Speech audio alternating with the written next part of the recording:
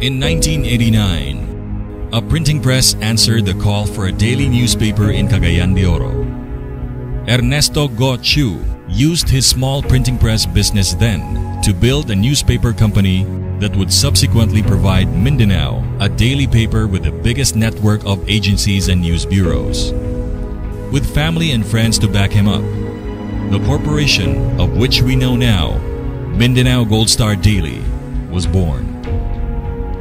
The company first operated at the Chu family's building at Pabayo Street until 1994, when it moved its operations to a much bigger place in Gusa. During its early years, the company struggled because of the problem on viability. There was little or no profit at all, far from the success, prominence, and glory of the present-day Mindanao Gold Star Daily.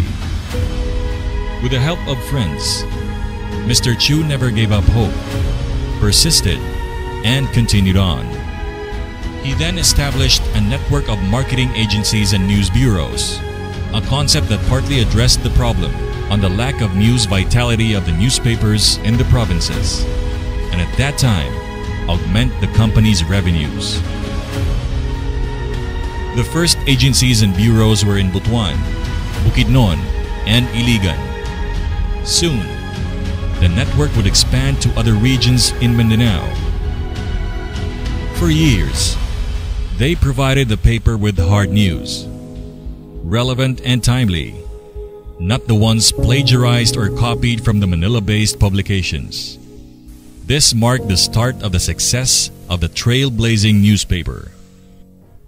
For 25 long years, Mindanao Gold Star Daily has provided its readers the news as they happen daily, in line with its belief that intelligent decisions can only come if people are armed with truthful and the right kind of information. Year in and year out, the newspaper takes a stand on important issues, breaks the biggest scoops, and publishes investigative reports that impact on decision makers.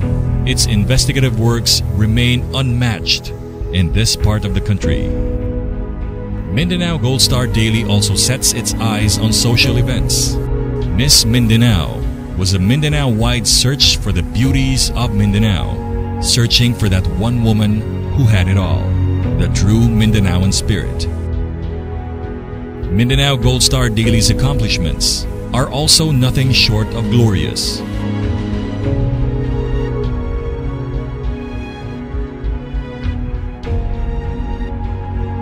Throughout its 25 years of public service, Mindanao Gold Star Daily has been a breeding ground of Cagayan de Oro and Mindanao's top journalists. I started in media when I was 18 years old. I had some stint in Manila on print, but most of it was really broadcast, radio and television. So when I came back to Cagayan de Oro, I was a management consultant. And that's when I met Dr. Chu. But one of the things I did for Gold Star was really to help them with loans, getting loans. I negotiated for the first web machine, web printing press. Herbie Gomez, who was then editor, asked me to write a column. One of the cub reporters at the time, Joey Nakalalo, asked me if I wanted to be a reporter. Fortunately, I was accepted. So at that time, I was thinking, this is going to be a short term. After college, I'd stop being a reporter. 25 years later, I ended up being editor-in-chief of the same paper where I started. It was Mr. Maslow who recommended me to Mr. Chris Diaz, who was then the first editor-in-chief. So he looked at me and he said, "Can you write 3 stories a day?" Napalpaan ko. And then I said, "Yes, sir. Okay, you start tomorrow." When I first entered the editorial room, akong una gid nakita dito, Oriel Kiringking, the editor at the time, editor-in-chief, with long hair, then murag karaan nga bugoy ba. Of course, Joey Nakalaban at the time, handsome pa kayo with a cute little murag cute version of kanang afro nga ba, with his assiduous jacket, And of course, Ninong Elby. At the time, wala pa ako nakasunod sa Gold Star. Siya ang, I think, pinaka-youngest, di ba? Spectacle guy, handsome guy. Ako, I remember sometime in 1995, ako nakasulod sa Gold Star Daily. I was still in college and I was looking for a job, but since I feel like writing, somebody invited me. I could not remember kinsan ano, but at that time, ang invitation was para mag-account executive. So, magbaligya og ads ba. So, ato lugar din ta sa Gold Star. And then, murag kulang ang copy ed at that time.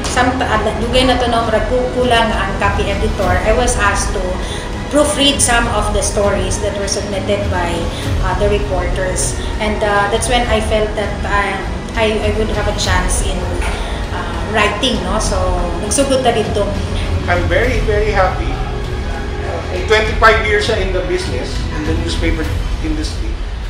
Ang career ko in journalism is also 25 years.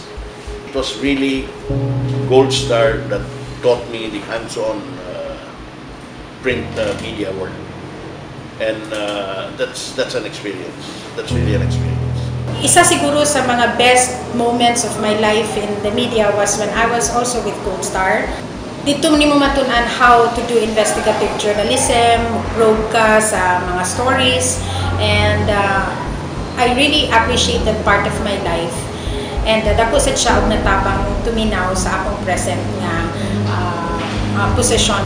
Kabalo makita nga sa media, medyo dili kay compensating, pero wala gyud ko nag-regrets nga napaingon ko sa media. I'm happy nga napaingon ko sa media and I'm very grateful, I'm very thankful. Ika-25 na nako ni Katuig as a media man. But to tell you frankly, I don't have a house. I don't have a house. Maybe ako ray cameraman kay Duro nga doesn't have a personal camera. I don't have a car. But you know, ang happiness, the joy inside to be part of sa mga profession, dili mabayaran. Mindanao Gold Star Daily's tagline, "With one placement, we give you the whole Mindanao," is a statement that backs itself up. Since 2014, Mindanao Gold Star Daily delivers news to 20 cities and 24 provinces throughout Mindanao.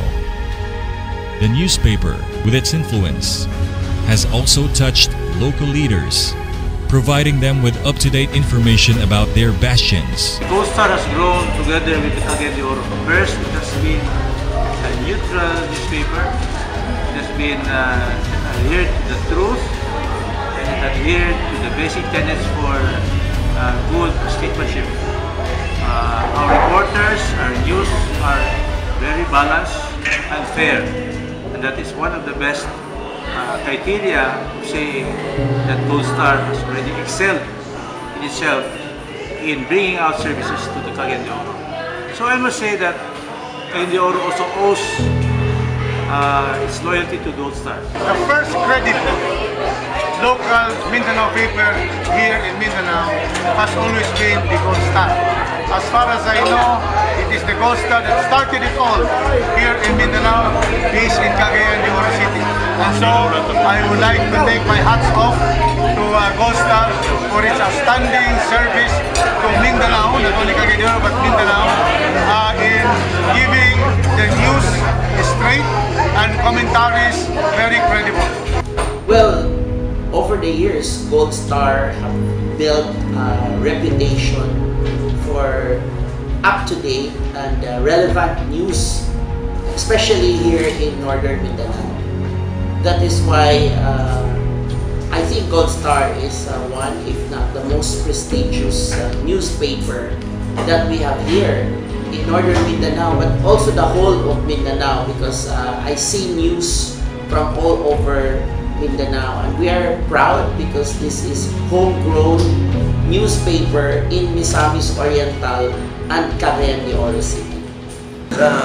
Gold Star has done a lot in bringing about a well-informed community. not only here in Cagayan de Oro, Misamis Oriental, but entire Region 10 and entire island of Mindanao.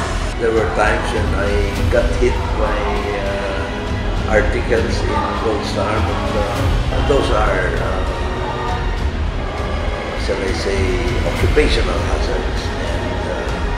And what's important is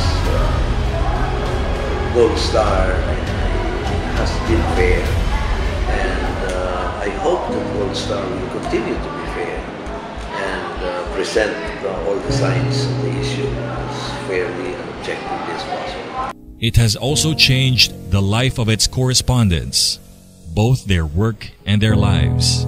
Ever since, it is my dream nga makita akong name sa newspaper. So, ang Gold Star Daily, di mo nila ning dream is a possible one. Being a correspondent, I was molded to become a better person, to be aware of the current events, either local or national, and I was able to meet prominent people, especially holding positions in the government. Dako ang akong kausaban sa akong panginabuhi, kapilana.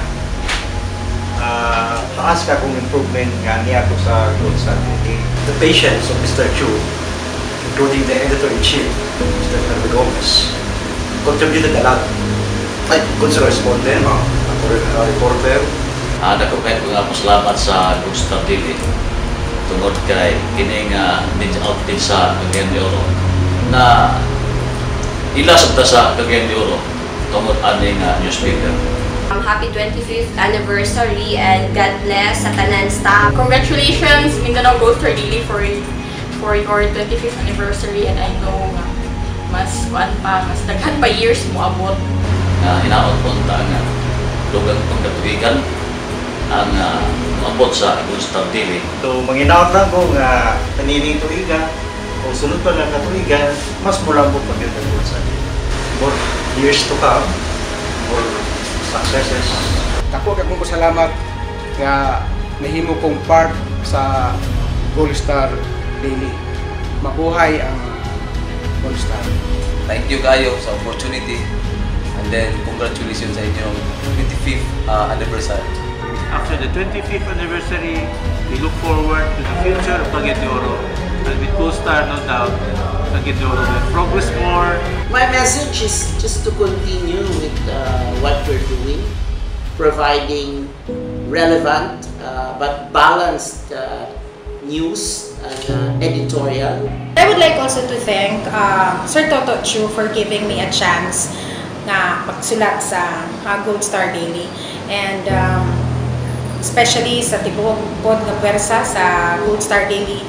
I really miss working with all of you guys. And so I congratulate the Gold Star Daily for its exemplary performance as a local paper for Mindanao. Good luck to Gold Star. Happy silver anniversary.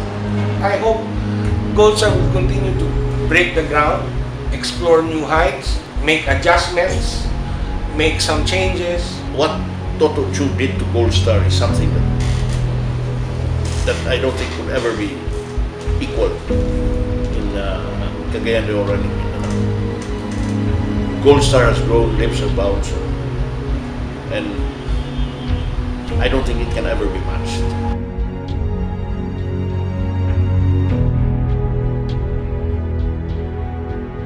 Mindanao Gold Star Daily, shining bright at 25.